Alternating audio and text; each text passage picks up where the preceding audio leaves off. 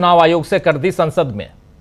और यह मांग राहुल गांधी पहले भी कर चुके हैं, कई बार कर चुके हैं, लेकिन इस बार संसद के अंदर, सदन के भीतर यह मांग कर रहे थे और अब उन्होंने बाकायदा संसद में यह मांग उठाई और इस पर ओम बिरला सरकार को बचाते हुए दिखे और फिर बीजेपी सांसद भी राहुल गांधी के बोलने के दौरान शोर करने लगे, हंगामा मचाने लगे। उधर राज्यसभा में जब डुप्लीकेट एपिक नंबर, जो वोटर लिस्ट में जो वोटर आईडी नंबर जो होता है, आईडी कार्ड पे वोटर कार्ड नंबर जो होता है एपिक नंबर कहलाता है, वो एपिक नंबर पर चर्चा की मांग विपक्षी नेता उठा रहे थे और ऐसी मांग उठी जब राज्यसभा में तो विपक्ष की इस मांग को नहीं माना गया और फिर विपक्ष ने वॉकआउट कर दिया। यानी संसद का पहला ही दिन विपक्ष और सरकार के बीच रस्साकशी का गवाह बना। फिलहाल विपक्ष बीजेपी पर भारी पड़ता दिख रहा है। एक बार सुनते हैं, आइए, राहुल गांधी ने आज किस अंदाज में चुनाव आयोग और सरकार दोनों को घेरा है, जिसमें बीजेपी खासी परेशान नजर आई। जरा सुन लेते हैं। राहुल गांधी को सीधा सीधा संबोधित कर रहे हैं ओम बिरला, यानी आसंदी पर विराजमान लोकसभा अध्यक्ष को, और कैसे यहां तमाम बीजेपी के नेता परेशान नजर आ रहे हैं। ओम बिरला भी यहां कहीं ना कहीं परेशान नजर आए, सुनिए। बिकॉज आपने सही बात बोली कि वोटर लिस्ट क्या सरकार बनाती है। मैंने नहीं बोला, नहीं, आपने बोला क्या, और आपने सही बोला कि सरकार वोटर लिस्ट नहीं बनाती है। मगर पूरे देश में वोटर लिस्ट पर सवाल उठ रहे हैं, हर स्टेट में, हर ऑपोजिशन के स्टेट में, और महाराष्ट्र में black and white voter list पे सवाल उठे हैं। तो पूरा ऑपोजिशन मिलकर सिर्फ ये बोलने दीजिए, पूरा ऑपोजिशन सिर्फ मिलकर यह कह रहा है कि वोटर लिस्ट पे यहां पे एक डिस्कशन हो जाए। ओके। आप बनाते नहीं हो, इसको हम एक्सेप्ट कर रहे हैं, आप डिस्कशन तो कीजिए। वोटर लिस्ट पर यहां डिस्कशन हो जाए। महाराष्ट्र, हरियाणा और दिल्ली में बीजेपी की जीत फिलहाल विपक्ष के सवालों के कारण कटघरे में दिख रही है। दोस्तों, आज शिवसेना ने सामना में भी इस मुद्दे पर सीधे घोटाले का आरोप बीजेपी और चुनाव आयोग पर लगाया है। उधर पश्चिम बंगाल में ममता बनर्जी तो लगातार चुनाव आयोग पर सवाल उठा ही रही हैं। हालांकि अभी बिहार में चुनाव होने हैं और ऐसे में बीजेपी किन तिकड़मों से चुनाव जीतने की कोशिश बिहार में करेगी, इस पर भी विपक्ष सावधानी से नजर रख रहा है। अभी अमित शाह ने गुजरात में शाश्वत मिथिला समारोह में हिस्सा लिया। गुजरात में शाश्वत मिथिला समारोह में अमित शाह ने हिस्सा लिया और कहा कि वो बिहार में डेरा डालेंगे। यानी अमित शाह पूरा ध्यान जो है वो अब बिहार जीतने पर लगा रहे हैं। वहीं मोदी ने भी आने वाले दिनों में बिहार दौरे के कार्यक्रम बना लिए हैं।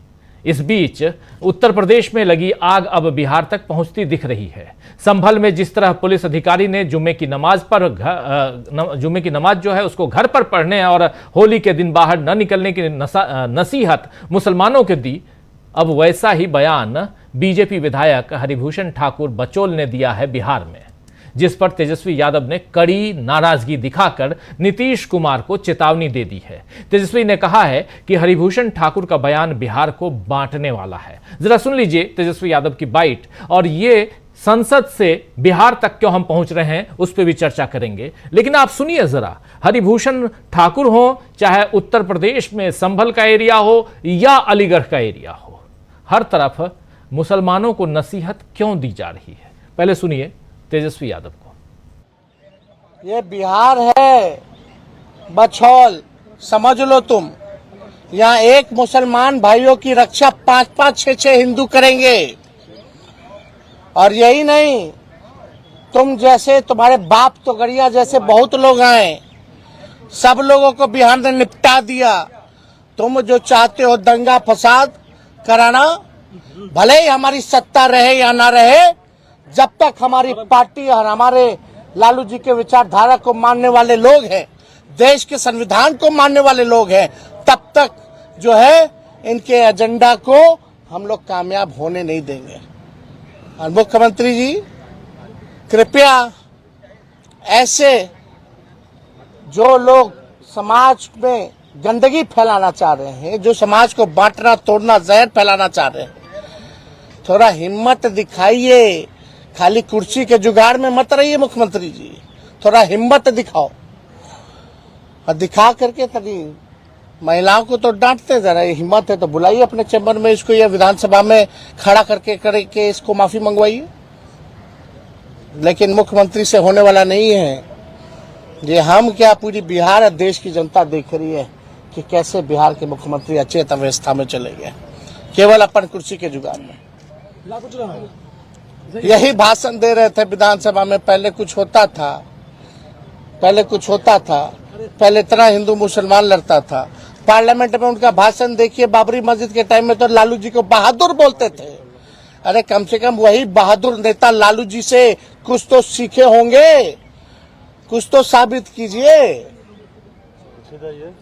तो इनसे कुछ होने वाला नहीं है, इनको केवल अपनी कुर्सी प्यारी है।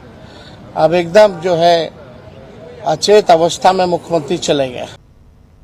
तो इनसे कुछ नहीं होने वाला है, इनको कुर्सी प्यारी है और अचेत अवस्था में मुख्यमंत्री चले गए हैं। लेकिन शुरुआत में आपने सुन लिया, साफ साफ सीधा सीधा इन्होंने कहा कि एक एक मुसलमान भाइयों के लिए, भाई बहनों के लिए 5-5 हिंदू भाई यहां मौजूद रहेंगे। और हो भी क्यों नहीं, क्योंकि ये देश सिर्फ हिंदुओं का नहीं, ये देश मुसलमानों का भी है, सिखों का भी है, क्रिश्चियंस का भी है, सबका ये देश है।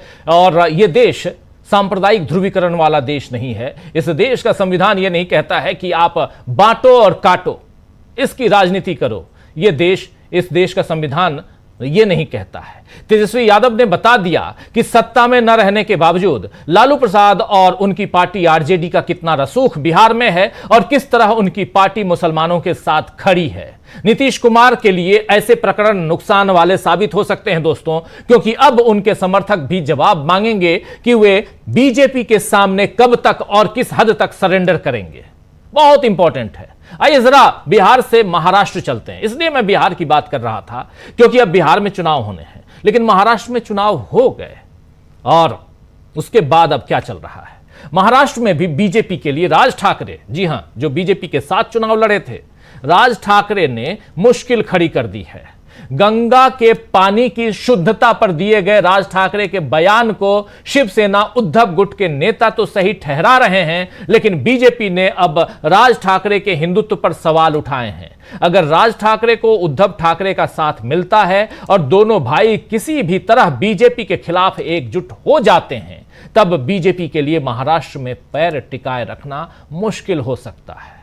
तो दोस्तों आइए आज चर्चा करेंगे कि किस तरह दिल्ली से बिहार तक वाया महाराष्ट्र उखड़ रहे हैं बीजेपी के पांव, और क्या इसलिए बिहार में डेरा डालने की बात कर रहे हैं अमित शाह। इन सब पर बात करेंगे। और बात उधर संसद के अंदर जो चल रहा है उसका कितना असर देश की जनता पर पड़ने जा रहा है, इस पर भी करेंगे, इसकी भी करेंगे। राहुल गांधी के जो बयान है, जो भाषण का, उनके सवालों का जो छोटा सा हिस्सा आप सुन रहे थे, उसकी भी बात करेंगे। जो साथी बाद में जुड़े हैं, एक बार फिर से राहुल गांधी के उस बाइट को ले आइए स्क्रीन पर और उसको सुनाते हैं, और फिर चर्चा में हमारे साथी, तमाम साथी जो जुड़े हुए हैं उन तक आपको आपसे उनका परिचय करवाऊंगा। लेकिन सुनिए पहले राहुल गांधी को। बिकॉज आपने सही बात बोली कि वोटर लिस्ट क्या सरकार बनाती है। मैंने नहीं बोला, नहीं, आपने बोला क्या, और आपने सही बोला कि सरकार वोटर लिस्ट नहीं बनाती है। मगर पूरे देश में वोटर लिस्ट पर सवाल उठ रहे हैं। हर स्टेट में, हर ऑपोजिशन के स्टेट में और महाराष्ट्र में black and white voter list पे सवाल उठे हैं। तो पूरा ऑपोजिशन मिलकर सिर्फ ये बोलने दीजिए, पूरा ऑपोजिशन सिर्फ मिलकर ये कह रहा है कि वोटर लिस्ट पे यहां पे एक डिस्कशन हो जाए। ओके। आप बनाते नहीं हो, इसको हम एक्सेप्ट कर रहे हैं, आप डिस्कशन तो कीजिए। तो सुन रहे थे आप, यहां पर साफ साफ राहुल गांधी अपनी बात रख रहे थे और वोटर लिस्ट पर अपोजिशन की जो डिमांड है उस डिमांड को फुलफिल किया जाए, ये सदन के अंदर कह रहे थे।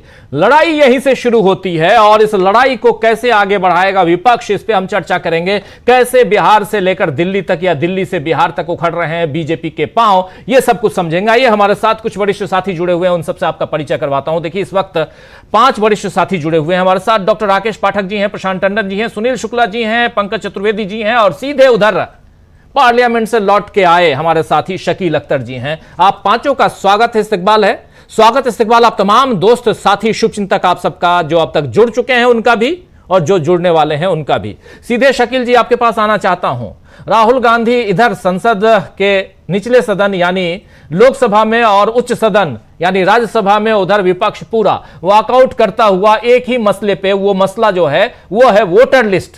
ईवीएम से भी ज्यादा बड़ा मामला जो घोटाले में तब्दील होता हुआ दिखाई दे रहा है, और उससे भी ज्यादा कि एपिक नंबर यानी वोटर आईडी कार्ड नंबर एक ही राज्य में एक ही तरह के और 2-3 राज्यों में भी एक ही तरह के। मसला क्या है, इस पर फाइनली चुनाव आयोग को विज्ञप्ति जारी करनी पड़ी, सफाई देनी पड़ी, लेकिन मामला यहां भी सुलझता हुआ नजर नहीं आ रहा है। क्या कुछ हुआ आज सदन के अंदर, प्लीज बताइए शकील जी। देखिए राजीव जी, जैसा हमने पहले भी कहा था कि नेता प्रतिपक्ष के तौर पे राहुल गांधी पहले दिन से ही मोदी सरकार पर हमलावर होंगे, और आज उन्होंने सदन शुरू होते ही, ये जो है बजट सत्र का दूसरा पार्ट है, इसके शुरू होते ही आज सोमवार से शुरू हुआ है, उन्होंने वोटर लिस्ट का मुद्दा उठाया और उसमें ओम बिरला को ये कहना पड़ा कि ये सरकार नहीं बनाती है, जबकि सच्चाई ये है कि सरकार के लोग ही वोटर लिस्ट बनाते हैं।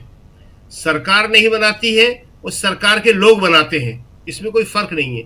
बीएलओ से लेकर वो सारे ऑफिसर जो होते हैं वो राज्य सरकारों के होते हैं, केंद्र सरकारों के होते हैं, जो वोटर लिस्ट बनाने का काम करते हैं।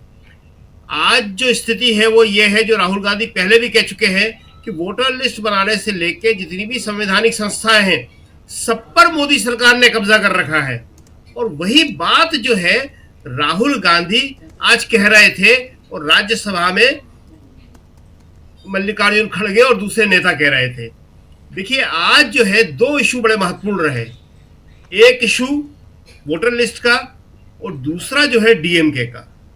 डीएमके के इशू पे आज जो है ऐसा बहुत कम होता है कि सरकार के किसी मंत्री को अपने शब्द वापस लेना पड़े हो, उसके शब्द कार्रवाई से निकालना पड़े हो। धर्मेंद्र प्रधान के शब्द जो है, शिक्षा मंत्री जो हैं, उनके शब्द कार्रवाई से निकालना पड़े। उन्होंने डीएमके पर जो अवांछनीय टिप्पणी करी, जो अभद्र टिप्पणी करी, वो बहुत ही खतरनाक है।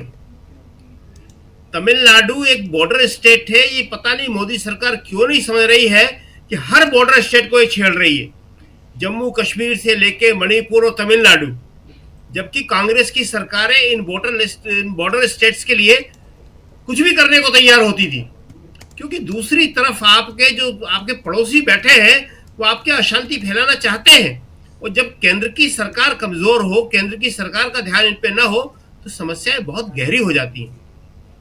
देखिए तमिलनाडु के लिए, तमिल इशू के लिए राजीव गांधी की एक प्रधानमंत्री की जान गई है। वो तमिल इशू ही था। वो राजीव गांधी जानते थे, दूरंदेश थे कि तमिल इशू को सॉल्व करना पड़ेगा। अगर श्रीलंका में चलता रहा तो इसकी आंच जो है यहां बढ़ती चली जाएगी। वो बढ़ रही थी तमिलनाडु में, आज खत्म हुई है।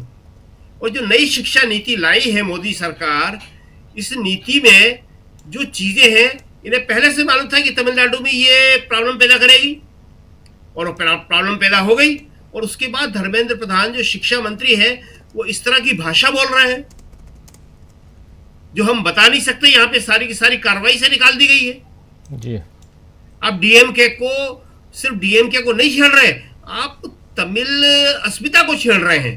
तो तमिल अस्मिता को छेड़ना कितना खतरनाक है ये आपको समझ में नहीं आ रहा।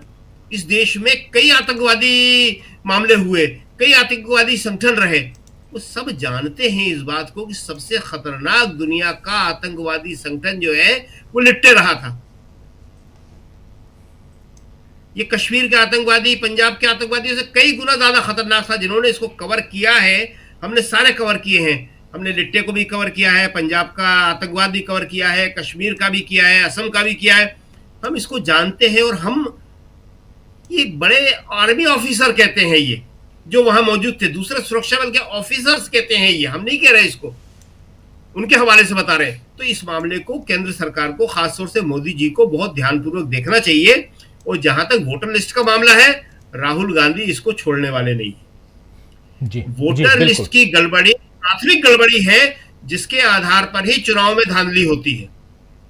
और ये पश्चिम बंगाल में बताया, ये महाराष्ट्र में बताया, कई जगह हरियाणा के सबूत दिए कांग्रेस ने, कई जगह ये साबित हो चुका है कि भयानक रूप से गड़बड़ी है। एक एक आदमी का नाम कई कई जगह है, जो 6 महीने के अंदर हजारों वोटर बढ़ाए जा रहे हैं।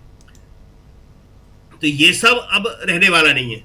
दूसरी बात एक हम और कर दें, वो बहुत इंपॉर्टेंट है कि जो आपने संभल का जिक्र किया, आपने जो बिहार का जिक्र किया, बीजेपी सरकार, मोदी सरकार और उसकी राज्य सरकारें इस मामले को भी नहीं समझ रही हैं। इस देश में ईद और होली, जुमा और दिवाली, ये सब जाने कितनी सदियों से साथ साथ बनता चला आया है। ये तो एक जुमा है, कई बार ईद पड़ी है, कभी कहीं कोई प्रॉब्लम नहीं हुई, दोनों समुदायों ने साथ साथ किया। लेकिन एक पुलिस वाला आज वायरल हो रहा है और उसकी बात को मुख्यमंत्री योगी जो है इंडोर्स कर रहे हैं, कह रहे एक पहलवान है वो, और आप घर में नमाज पढ़ लीजिए। ये सारी कोई मुद्दा नहीं है कि नमाज कहां पढ़ी जाती है, कहां नहीं पढ़ी जाती। मुद्दा सबसे बड़ा यह है कि कौन कह रहा है। मुख्यमंत्री का काम है लॉ और ऑर्डर को मेंटेन करना, सबको सुरक्षा देना। कल को लड़कियों से कहा जाएगा, महिलाओं से कहा जाएगा कि तुम क्यों निकली थी, अगर होली के दिन तुम्हारे साथ ये हो गया तो तुम्हें घर में रहना चाहिए था। रात को महिलाएं निकलेंगी तो उनसे कहा जाएगा तुम्हारे साथ अगर ये हो गया तो तुम घर से क्यों निकलती हो। ये काम सरकार का है, ये काम पुलिस का है, प्रशासन का है कि लोगों को सुरक्षा दे। आप ये नहीं बता सकते उनको कि आप सड़क पे निकले और सड़क पे निकलोगे तो ऐसे ही होगा। गुंडे बदमाश आपको लूट लेंगे, आपके साथ कुछ भी कर देंगे। एक बहुत ही खराब तर्क दे रहे हैं जो किसी भी कोर्ट में 1 मिनट नहीं टिक सकता। मगर समस्या यह है कि कोई कोर्ट, चाहे उत्तर प्रदेश का हाई कोर्ट हो, चाहे बिहार का हो और चाहे सुप्रीम कोर्ट हो, कोई स्वतः संज्ञान नहीं ले रहा है इस मामले में। संभल के सीओ ने जो एक शुरुआत करी है, सांप्रदायिक शुरुआत की है, उसमें तत्काल कार्रवाई करना चाहिए। एक के बाद एक उसके वीडियो लगातार आते जा रहे हैं और वो साफ कह रहा है कि निकलोगे तो ऐसा होगा। और मतलब आपको मालूम है कि नमाज की बात पे अगर घर में पड़ोस के 2 लोग भी आके एक सामूहिक नमाज होती है जुमे की, वो पढ़ ले तो पुलिस कार्रवाई करती है। जाने कितने मामले दर्ज करे जा चुके हैं कि आपके घर में नमाज हो रही थी। अभी मध्य प्रदेश में जहां कभी कुछ नहीं होता था, वहां महू के अंदर वहां पे हो गया। आप मस्जिद के सामने जाके भगवा झंडा ले जाके वहां नारे लगा रहे हैं और वहां पे लोगों ने बताया कि मस्जिद के अंदर सुतली बम फेंका गया,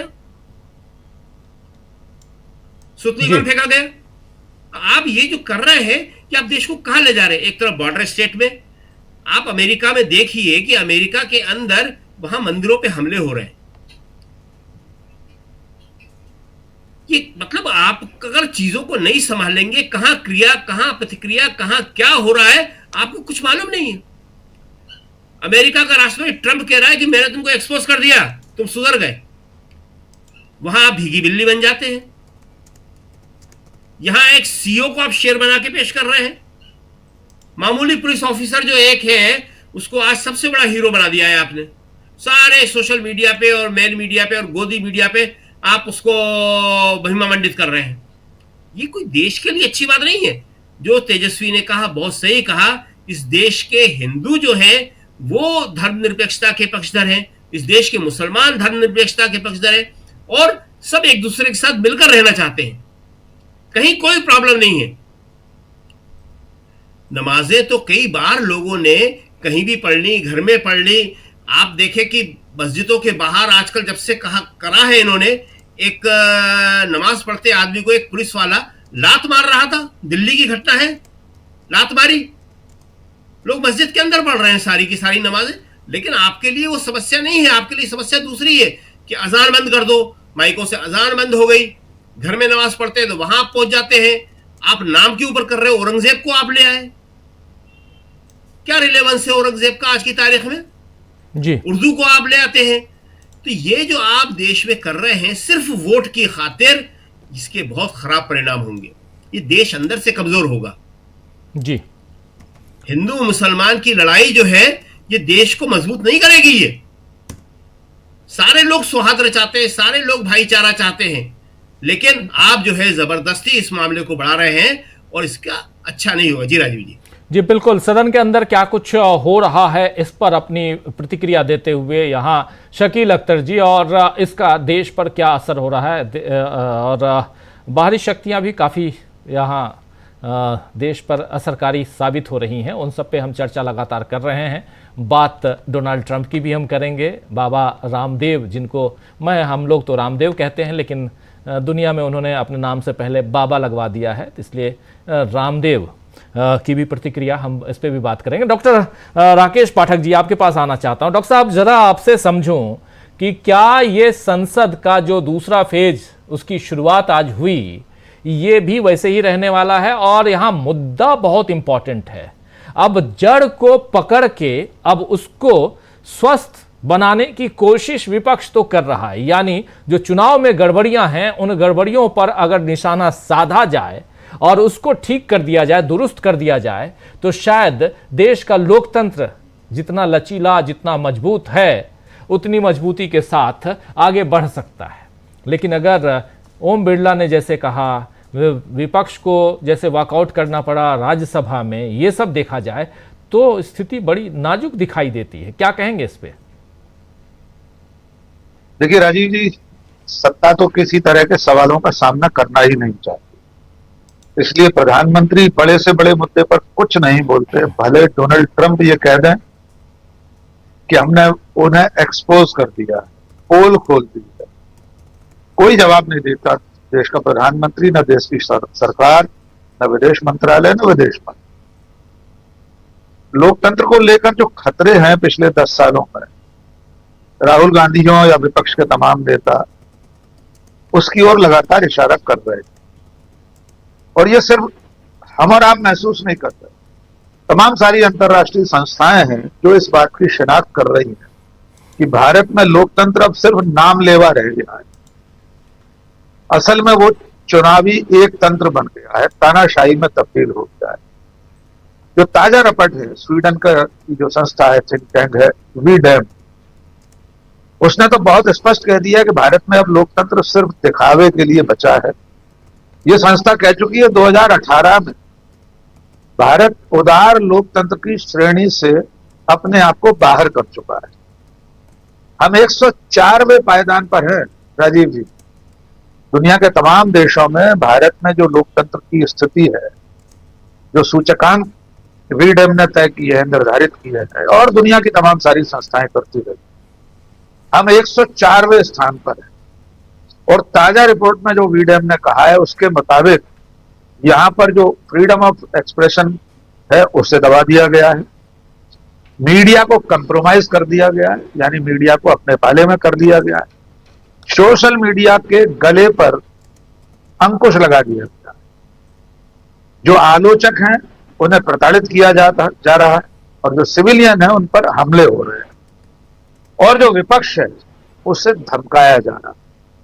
ये बिंदुवार वीडैम की रिपोर्ट में जो समाज की किसी भी लोकतांत्रिक व्यवस्था की प्रतिनिधि संस्थाएं होती हैं या लोग होते हैं, उसमें विपक्ष है, उसमें मीडिया है, आलोचक है, सोशल मीडिया है, उन सबका गला घोंट दिया गया है। और वीडैम ने कहा है कि भारत एक तरह से ऑटोक्रेसी में दाखिल हो चुका है, तानाशाही में इस वक्त संचालित हो रहा है। वरना कोई वजह नहीं कि लोकसभा का अध्यक्ष अपनी आसंदी पर बैठकर सत्ताधारी पार्टी के प्रवक्ता की तरह विपक्ष के साथ बर्ताव करे।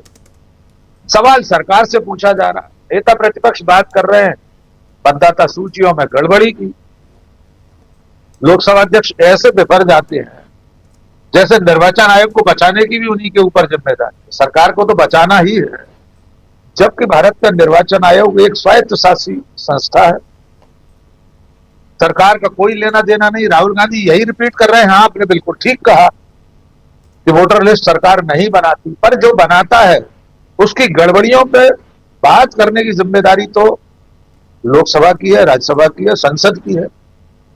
सरकार उस पर चर्चा क्यों नहीं कराना चाहती? राहुल गांधी यही तो पूछ रहे हैं, लेकिन सरकार चर्चा नहीं कराएगी।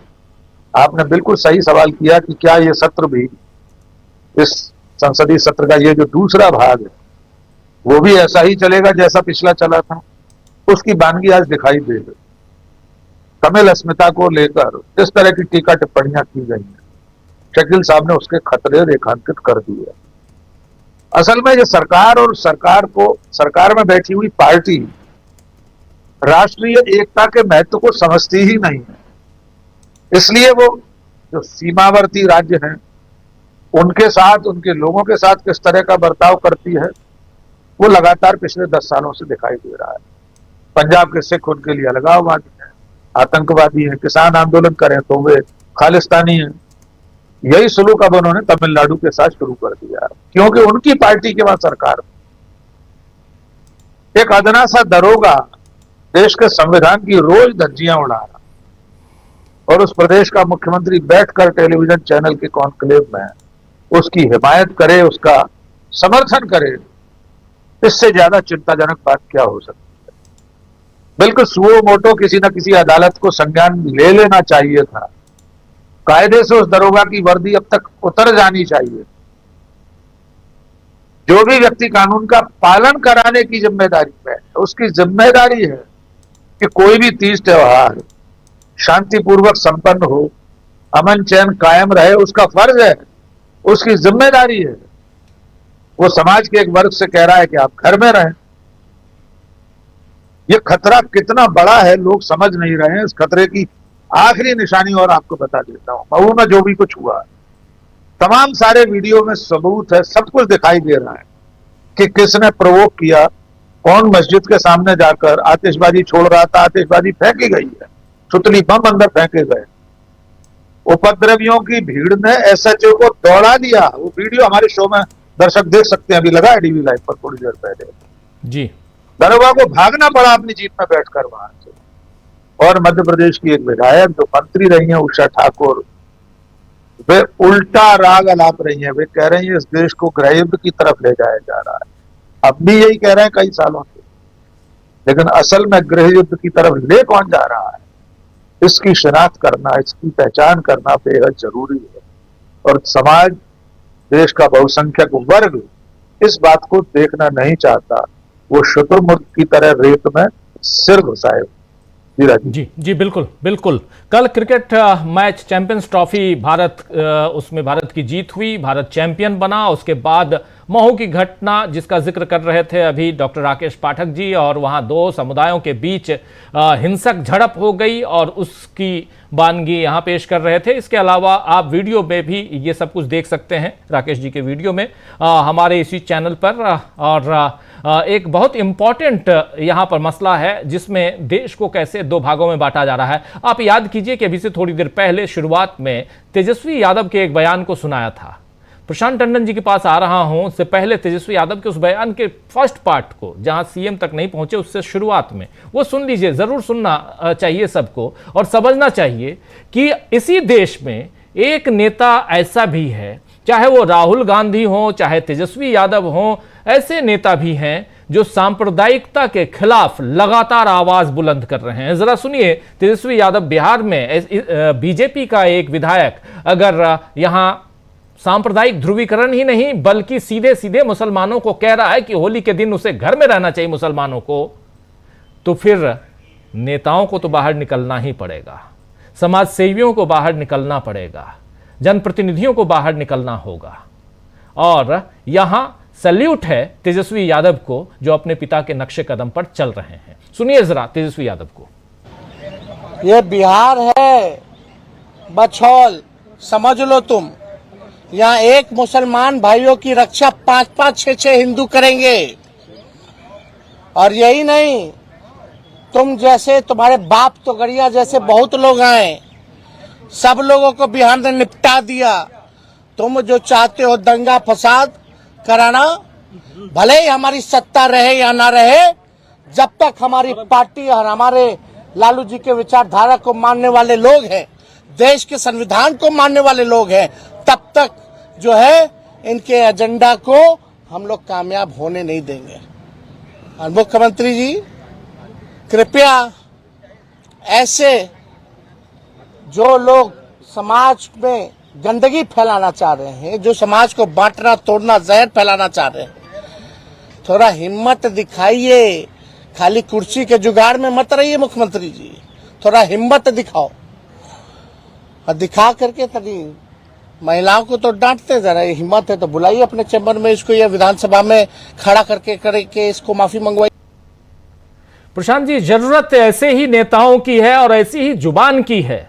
कम से कम इनके जो कार्यकर्ता हैं वो तो एक्टिव नजर आएंगे। अभी 3 दिन बाद होली है, आज 10 तारीख 14 तारीख को होली है। उससे पहले देश में सांप्रदायिक माहौल बिगाड़ने की पूरी कोशिश हो रही है।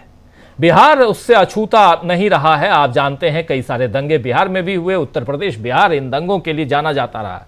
लेकिन लालू प्रसाद यादव के समय से और खासकर उस जमाने में जिस प्रकार ऐसे दंगों को, ऐसे फसाद को रोकने की कोशिश हुई, और कहीं ना कहीं यहाँ तेजस्वी यादव उसी नक्शे कदम पर नजर आ रहे हैं। राहुल गांधी इधर जो बातें कह रहे हैं वो भी इंपॉर्टेंट है। जरा इन दोनों बातों पर आपके विचार। राजीव, सबसे पहले तो तेजस्वी यादव की बात, आपने कहा कि सैल्यूट है, वाकई सैल्यूट है कि ऐसे नेता, और ये तेजस्वी यादव सबक हैं तमाम विपक्षी नेताओं का, और मैं तो कहूँगा कि एनडीए के पार्टनर्स का भी, कि आप इस जहरीली राजनीति को सामने से उसका मुकाबला करें। इसको कहते हैं सामने से मुकाबला करना, और बहुत हौसला देता है देश के अल्पसंख्यक वर्ग को और देश के उन तमाम लोगों को जो इस देश को संविधान और लोकतंत्र के रास्ते से चलाना चाहते हैं। तो तेजस्वी यादव वाकई, बाकी नेताओं को तेजस्वी यादव से सीखना चाहिए कि कितना स्पष्ट तरीके से वो कह रहे हैं, और वो ये भी कह रहे हैं कि इस देश का बहुसंख्यक हिंदू भी सेकुलर है। बहुत दावे के साथ कह रहे हैं कि 4-5 हिंदू एक मुसलमान की रक्षा करेगा। और ये मैंने बिहार में देखा है राजीव जी। 3 साल पहले, 4 साल पहले बिहार में रामनवमी जुलूस के दौरान जो फसाद हुए थे 8 जिलों में, तो मैं वहाँ तो फैक्ट फाइंडिंग में गया था और देखा है मैंने किस तरीके से लोगों ने बचाव किया था लोगों का। तो बिहार में राजनीति एकदम अलग तरीके से जा रही है, और तेजस्वी यादव जिसने स्पष्ट तरीके से बोल दिया है, नीतीश कुमार की, वाकई नीतीश कुमार की चिंता का बात है। नीतीश कुमार के पास एक वोट बैंक है अपना, चाहे वो कुर्मी वोट बैंक है, अति पिछड़ा है, ईबीसी है, महिला भी है।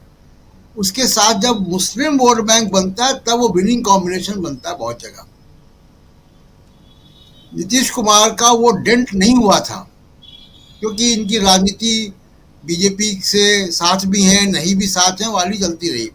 लेकिन अब अगर बीजेपी वहाँ पे ध्रुवीकरण की पॉलिटिक्स कर रही है, जिस तरीके से गिरिराज सिंह वहाँ पे सांप्रदायिक बयान देते हैं, जिस तरीके से दूसरे बीजेपी के नेता सांप्रदायिक बयान देते हैं, उसका मुकाबला अगर तेजस्वी यादव इस तरीके से कर रहे हैं तो नीतीश कुमार के लिए मुश्किलें पैदा होंगी, उनको अपना स्पेस बचाने के लिए मुश्किल पैदा होगी। एक बात। दूसरी बात कि जो आज की 2-3 घटनाएं, जरा उनका राजनीतिक विश्लेषण करते हैं, राहुल गांधी की बात का भी और तमिलनाडु को लेकर जो बवाल मचा हुआ है। देखिए, इसी अगले साल, इसी लगभग यही अप्रैल मई के महीने में तमिलनाडु में चुनाव होने हैं, और स्टालिन ने बहुत होशियारी से भाषा का मुद्दा, तमिल भाषा का मुद्दा और डिलिमिटेशन का मुद्दा, इन 2 मुद्दे वहाँ पे स्थापित कर दिए एकदम, जिसको कहते हैं कि सीमेंट की तरह पक्का कर दिया।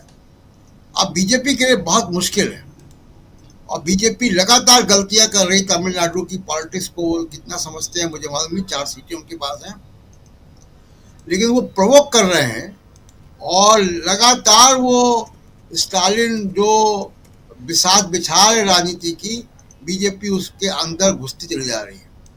धर्मेंद्र प्रधान ने जो गलती की है वही गलती है।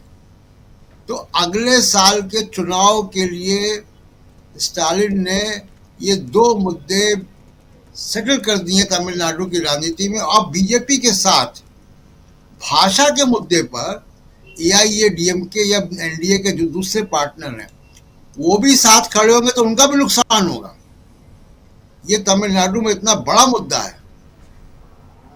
तो बीजेपी का जो पॉलिटिकल नैरेटिव है वो बीजेपी के कंट्रोल के बाहर जा रहा है। अभी तक आप देखिए कि 2024 का चुनाव याद कीजिए, संविधान का मुद्दा आया और चुनाव अगर निष्पक्ष चुनाव होते तो नतीजा और डिफरेंट होता, लेकिन बावजूद उसके बीजेपी उस पूरे चुनाव में नैरेटिव को कंट्रोल नहीं कर रही थी। नैरेटिव को राहुल गांधी कंट्रोल कर रहे थे। अब तमिलनाडु में वही हो रहा है, वही बिहार में हो रहा है। याद कीजिए कि लालू प्रसाद यादव 2015 का चुनाव बिहार में एक मोहन भागवत के आरक्षण के बयान पे पूरा चुनाव पलट दिया था। फिर गलती मोदी जी से हुई, उन्होंने नीतीश कुमार का डीएनए पूछ लिया। नीतीश कुमार ने उस चुनाव को पलट दिया था डीएनए के सवाल पे। वैसी गलती फिर बिहार में हो रही है, वैसी गलती तमिलनाडु में हो रही है। और एक बात मैं जरा रामदेव की बात कर दूं, आपने जिक्र किया, वो बाइट अगर होगी तो सुनवा भी दी।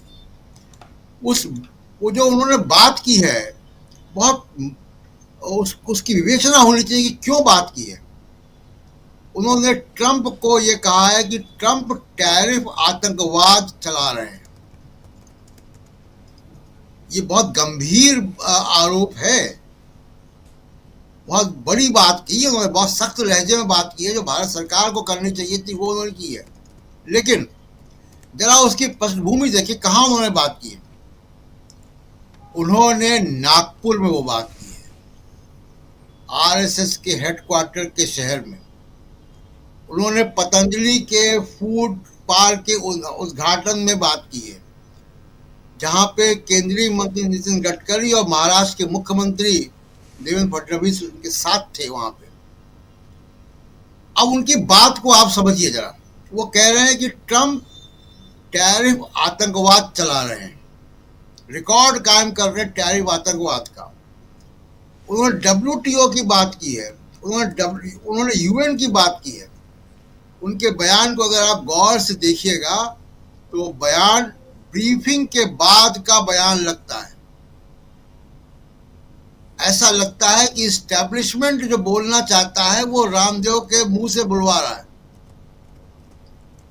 ये बात दुनिया जानती है कि रामदेव के कितने करीबी रिश्ते हैं मोदी सरकार से, आरएसएस से, बीजेपी से, खुद मोदी जी से। जिस प्रोग्राम में कहा वहां बीजेपी के चीफ मिनिस्टर और बीजेपी के मंत्री थे। ये संदेश बड़ी दूर तक जाएगा डिप्लोमेसी में। आलोचना करना अलग बात है, आप ट्रंप के टैरिफ की आलोचना करें, उसका मुकाबला करें, जैसे ज़ेलेंस्की ने मुकाबला किया, जैसे इंग्लैंड के प्रधानमंत्री ने किया, जैसे फ्रांस के राष्ट्रपति ने किया। लेकिन अगर आप ये कहेंगे कि ट्रंप आतंकवाद चला रहे हैं, ये बात वो व्यक्ति कहे जो भारत सरकार का बड़ा करीबी है, तो इसके बड़े मायने निकाले जाएंगे।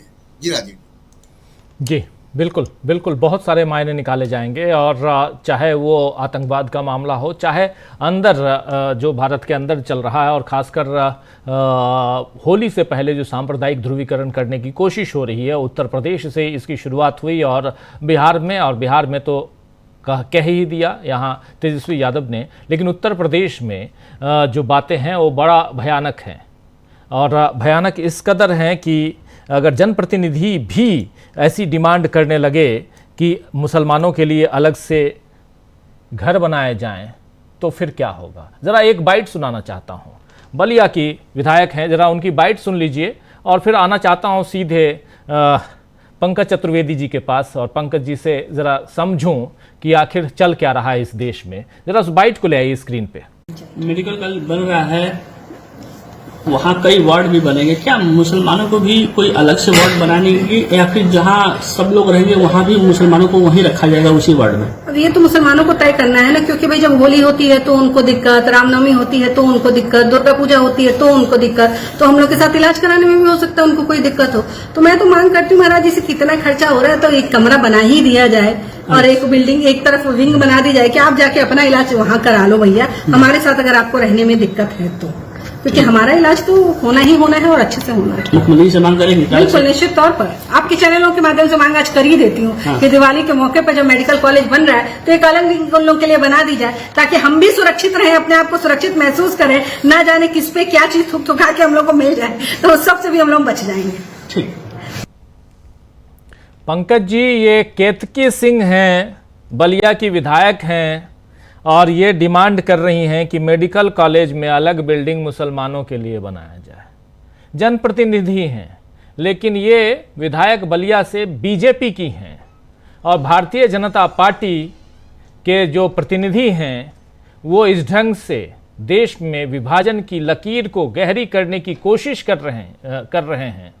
ये बड़ा दुखद है। क्या कहेंगे इस पे आप? सबसे बड़ी चीज तो केतकी सिंह जी जो बोल रही हैं वो संविधान में के खिलाफ है। उन्होंने जो शपथ ली है एक विधायक के रूप में उसके खिलाफ है। लेकिन स्थिति यह है कि उत्तर प्रदेश में इस समय जो जितना बड़ा फ्रिंज एलिमेंट है वो उतना बड़ा योगी के करीब है। आप क्या करोगे? जिस संभल के सीओ की बात चल रही है उस व्यक्ति ने अपनी बदतमीजी की शुरुआत आजम खां का रास्ता रोक के की। उसके बाद में मैं बहुत खुलेआम बोल रहा हूं, इस देश की मीडिया ने कभी जाकर संभल में जांच नहीं की कि एक हफ्ते बाद में 80 कारतूस पाकिस्तान और अमेरिका के नालियों में कैसे निकले।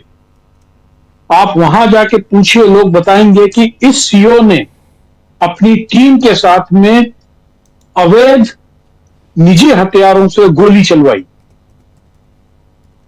उसको प्रोटेक्ट किया गया। उसके बाद में वो गदा लेके पूरे शहर में घूमा। पुलिस कानून के अकॉर्डिंगली यदि आपको नवरात्रि में 7 दिन दाढ़ी रखनी है तो उसकी परमिशन लेनी पड़ती है और नवरात्रि समाप्त होने के बाद में आपको अपनी लाइन में जाकर बताना पड़ता है कि मैंने अपने रिचुअल्स को कर दिया, अब दाढ़ी कटवा ली है। This is a rule. CO को एक नीतिगत मामले में कोई बयान देने का अधिकार ही नहीं है। उसको कोई भी बयान देने से पहले डीएम से, नॉट एसएसपी से परमिशन लेनी होगी कि मैं ये बयान सार्वजनिक रूप से देना चाहता हूं। उसने जो स्टेट कंडक्ट रूल है उसका सरेआम उल्लंघन किया और वो आज हीरो बना हुआ बैठा है। तो ये एमएलए को आपने केतकी सिंह को सुन लिया, वो कह रही कि मुसलमानों के लिए अलग बिल्डिंग बना दो, हो सकता है कि उनकी कोई हमारे साथ में लग जाए। अब कल की घटना है सहारनपुर की, वहां पर ये जो आजकल पता नहीं खुशी उद्दंडता और लंपटता में क्यों बदलती जा रही है। हम अपने पूरे समाज को परपीड़क बना रहे हैं, यानी जो दूसरे को पीड़ा देके खुश हो। सहारनपुर में तो आप सोचिए कि कोई नहीं था। सहारनपुर में मियां भाई अंदर घुस गए जब ये लोग जुलूस निकालने लगे। हुआ यह कि एक जो ये गिरोह के लोग हैं उसमें से उल्टा तिरंगा लहरा रहा था, पैर पे घूम रहा था। एक दरोगा जी ने उसको रोक दिया, हाथ पकड़ लिया, उधम हो गया। दरोगा जी को वहां से भागना पड़ा क्योंकि लोग उनको जुतियाए दे रहे थे। फिर 4 खाने की फोर्स बुलानी पड़ी और पैर छूने पड़े पुलिस वालों को अलग से कि नहीं साहब, जो कुछ भी है आप कुछ भी गलत करो, लेकिन आपका गलत को गलत नहीं गिना जा सकता क्योंकि आप भारतीय जनता पार्टी के नेता है। ये हर खासतौर उत्तर प्रदेश की हालत तो मैं आपको न्याय इस अराजकता पे हो गई कि यहां पर संवैधानिक मूल्यों की कोई कीमत नहीं रह गई। मैं देखता हूं कि पिछले विधानसभा में रायबरेली की एमएलए के खिलाफ दल विदल कानून के अंतर्गत बोला कि इसको निष्कासित करना चाहिए। पहले तो उन्होंने डिसीजन ही नहीं लिया और बाद में बोल दिया कि इस पर दल विदल कानून लागू ही नहीं होता है, जबकि क्लियर कट लागू हो रहा था। आप सदन के अंदर देखें या सड़कों पर देखें, और आप अकेले उत्तर प्रदेश की बात क्यों करो? पढ़े लिखे जो लोग अपने कॉन्स्टिट्यूशनल वैल्यूज को जानते हैं, उन लोगों ने दिल्ली में तुगलक रोड के ऊपर अपने बंगलों के नाम का नाम विवेकानंद मार्ग रख लिया। एमपी तो चलो ठीक है, मान लेते हैं कुछ अकल से कुछ उनकी प्रॉब्लम हो सकती है, लेकिन आप सोचो कि उसके बगल में रहने वाला नौसेना का वाइड एडमिरल जो है उसने भी अपना बोर्ड लगा लिया। जबकि सीपीडब्ल्यूडी की प्रॉपर्टी पर आप कोई भी निशान, कोई भी चीज बगैर सीपीडब्ल्यूडी की परमिशन के नहीं कर सकते हैं। वो जो बोर्ड अरेंज होता है नीले रंग का, वो भी सीपीडब्ल्यूडी लगाता है। लेकिन हम एक ऐसी, जैसे शकील साहब कह रहे थे कि हम लोग एक ऑटोक्रेसी में जा रहे हैं, जिसका कोई भी यानी आपके लिए कोई कानून, यदि आप सरकार के पक्ष में नहीं है तो आपके खिलाफ सब कानून है, और यदि आप सरकार के पक्ष में हैं तो आपको किसी कानून की परवाह करने की कोई जरूरत नहीं है। मैं इतना दुर्भाग्य है, मैं चूंकि ये जो मसला तमिलनाडु का चल रहा है, तमिलनाडु का मतलब मैं आपको बता दूं, देखिए अकेले तमिलनाडु का मतलब नहीं है, ये 5 साउथ राज्यों की एक समस्या है। भाई नॉर्थ इंडिया वाले अपने बच्चों को कांवड़ में भेजेंगे, कुंभ में भेजेंगे, रोज हर जुलूस में भेजेंगे, पढ़ाई लिखाई में वो ग्रुप बी से ऊपर की नौकरी नहीं पा सकते हैं, वो भी व्यापम के जरिए पा सकते हैं। वो जो साउथ का है वो अपने बच्चों को टेक्नोक्रेट बना रहा है, वो अमेरिका भी भेज रहा है, वो सिंगापुर भी भेज रहा है। वो चूंकि एजुकेटेड है तो उसकी फैमिली प्लानिंग है, उनकी फैमिली प्लानिंग है तो उनकी जो जनसंख्या उसका अपेक्षित कम है, तो आपकी सीटें अपने आप कम हो जाएंगी। यानी आपका सत्ता में भागीदारी केवल इसलिए कम हो जाएगी क्योंकि आप शिक्षित हैं, आप शिक्षित होने के कारण परिवार नियोजन और दूसरे नियमों को फॉलो करते हैं। और यदि आप अशिक्षित रहें, आप उधम पार्टी में रहें, तो आपकी सीटें ज्यादा हो जाएंगी। जहां तक भाषा का सवाल है, राजू जी मैं आपको बताऊं, ये चीज मैं आमतौर पर बताता नहीं हूं, ये जो नई शिक्षा नीति 2020 है ना, इसका पूरा हिंदी मैंने किया है। इवन जो मंत्रिमंडल में प्रस्ताव रखा गया था वो भी मैंने बनाया था। इसलिए मैं आज कह सकता हूं कि इसके पहले की जो डीएस कोठारी और यशपाल की कमेटी की रिपोर्ट्स को आप देख लीजिए, ये शिक्षा नीति एक घटिया दस्तावेज है जिसमें इंप्लीमेंटेशन के लायक कुछ भी नहीं है। और इसीलिए आप देख लीजिए 4.5 साल हो गए नई शिक्षा नीति का, न तो कॉलेज लेवल पर, खासतौर पर स्कूल लेवल पर कोई इंप्लीमेंटेशन ही नहीं हो पाया, क्योंकि उसमें इंप्लीमेंटेशन के लायक कुछ भी नहीं है। प्रोफेसर कस्तूरी रंगन उसकी स्टीयरिंग कमेटी के चेयरमैन बने थे, उसकी रिपोर्ट भी मेरे पास है। उसके अंदर एक भी बिंदु ऐसा नहीं है जिसको आप इंप्लीमेंट करें। पिछली सरकार कांग्रेस की होती थी, उस समय कभी इतिहास और विज्ञान के साथ की बात होती थी। ये लोग हर बार विभाजन की बात करते हैं, भाषा की बात को लेकर। भाई चौधरी देवीलाल ने एक वक्त में हरियाणा की सेकंड लैंग्वेज को तेलुगु घोषित कर दिया था। आप करिए 5-5 साल के लिए मध्य प्रदेश की भाषा को, सेकंड लैंग्वेज को तमिल घोषित करिए, तमिल के 5000 टीचर्स आन दीजिए मध्य प्रदेश में पढ़ने के लिए। भाई मैं और आप जो हैं दिल्ली में बैठकर हम बहुत खुश होते हैं कि मेरा तमिलनाडु का दोस्त, मेरा केरला का दोस्त, मेरा तेलुगु दोस्त कितनी अच्छी हिंदी बोल रहा है, लेकिन हम उसको कभी इस खुशी होने का अवसर देते हैं कि यार मेरा एक दोस्त जो है तमिल के 10 शब्द बोलता है, मलयालम के 5 शब्द बोलता है। त्रिभाषा फार्मूला की दुर्गति किसने की थी? गोबरपट्टी ने। मैं तो सौभाग्य से मध्य प्रदेश के एक ऐसे स्कूल में जावरा में पढ़ा हूं जहां पे 3 भाषा पढ़ते थे। मैंने 1 साल गुजराती पढ़ी, 1 साल मराठी पढ़ी और 1 साल बांग्ला पढ़ी। वहां पे 50 नंबर का पेपर होता था और सरकारी स्कूल में। वहां के प्रिंसिपल की इच्छा शक्ति थी, चलाते थे, कोई कठिन नहीं होता। लेकिन इन लोगों की इच्छा किसी योजना को लागू करने से अधिक उस पर विभाजन करके वोटों का विभाजन किया। आप देख लीजिए ना, मणिपुर में क्या कर दिया आपने। मणिपुर में आपने समाज को 2 फाड़ कर दिया। और आप कह रहे थे कि बिहार में डेरा डाल रहे अमित शाह। अमित शाह ने तो मणिपुर में भी डेरा डाला था और बोल दिया था सब रास्ते खोल दो, और रास्ते खोलते से ही पहले दिन हिंसा हुई, एक आदमी मर गया, रास्ते आज भी बंद है। ये जो मीडिया एक भ्रम फैलाता है ना कि बहुत बड़ा चाणक्य है, जहां जाएगा सब कुछ कर देगा, ये सब साफ पैसे का खेल है। जिस दिन पैसे की एक लड़ी कट जाएगी ना इनकी, तो ये फिर से वही कड़ी बार दिखेंगे आपको। इस देश की लाइन एंड ऑर्डर को आपने, ब्यूरोक्रेसी को बर्बाद कर दिया, पुलिस तंत्र को बर्बाद कर दिया। मैं आपको एक घटना मध्य प्रदेश की बता रहा हूं, वो छोटी सी घटना है जो नेशनल मीडिया पे नहीं आई है। छतरपुर कोतवाली का वो टीआई जिसने शहजाद वाले मकान को गिरवा दिया था और वहां पे 50 मुसलमानों को गलत तरीके से दंगे के आरोप में जेल पहुंचवाया, उस आदमी ने 4 दिन पहले अपने घर के अंदर खुद को गोली मार के सरकारी पिस्तौल से आत्महत्या कर ली।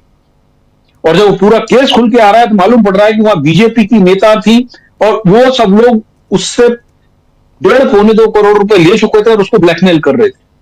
अब दरोगा जी ने जो 1.5-2 करोड़ रुपए कमाए होंगे तो वो कहां से कमाए होंगे? तनख्वाह के तो होते नहीं। 41 साल के टीआई की सैलरी में तो 1.5-2 करोड़ नहीं बन सकते। ये हर जिले में जहां पे भारतीय जनता पार्टी शासन है वहां पे पैरेलल पिंप गिरोह चल रहा है, दलियों का गिरोह, जो थानों की खरीदारी, उनके केसेस को लेकर इस प्रकार की हरकतें कर रहा है। ये जो आप पता नहीं, ये जो पुलिस वाले साहब जो इस समय बजरंग दल के कार्यकर्ता बने, वो अपनी न जाने कौन सी, आई एम सॉरी टू से, अपनी लंगोट कहीं दबाए बैठे होंगे जिसके कारण वो उस पपेट के ऊपर चल रहे हैं। ये हर जिले की स्थिति आपको बताऊं जी। अभी उत्तर प्रदेश में ही देखा, एक श्लोक कुमार एक एसपी है, वो कितना प्यारा बोल रहा है कि त्योहार सबकी हैं।